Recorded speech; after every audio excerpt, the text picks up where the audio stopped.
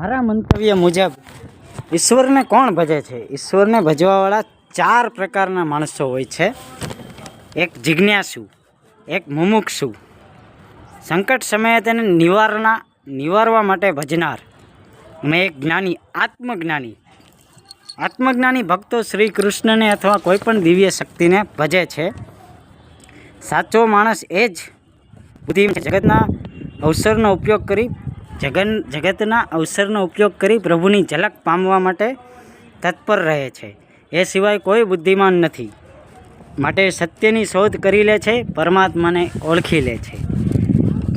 પરમાત્માનો અર્થ જીવનનું ગહનતમ સત્ય છે, જે જન્મની પહેલાં પણ આપણી સાથે હતું અને જન્મની બાદ પણ આપણી સાથે જ, મૃત્યુ પછી પણ આપણી અંદર જ રહે છે.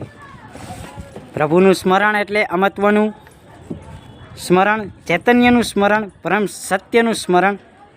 શ્વાસોશ્વાસમાં, રોમ રોમમાં, હર ધડકણમાં પ્રવેશ કરી જાય. ઉઠતા, બેસતા, સૂતા, ચાલતા, કામ કરતા હૃદયસ્થ રહે તે બુદ્ધિમત્તા છે. માટે માયાના કારણે મનુષ્યોની વિવેક શક્તિ શૂન્ય થઈ જાય છે. તેવા મનુષ્યો માયામાં જ રચ્યા પચ્યા રહે છે. તેઓ શરીરને સુખ, આરામ આપનારી વસ્તુઓનો જ નવો આવિષ્કાર કરતા રહે છે અને તેને જ વિશેષ મહત્ત્વ આપે છે. આવા પરિવર્તનશીલ પદાર્થોને જ ઓળખવાવાળા પરમાત્મા તત્વને જાણી શકતા નથી.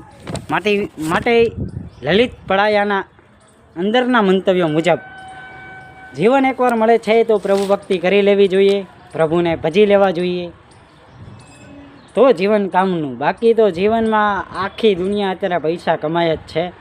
બધા મોહ માયા. હું આ ખરીદી લઉં, હું પેલું ખરીદી લઉં, હું જગતમાં ખૂબ પૈસાવાળો થઈ જાઉં, હું જગતમાં માન સન્માન મેળવતો થઈ જાઉં.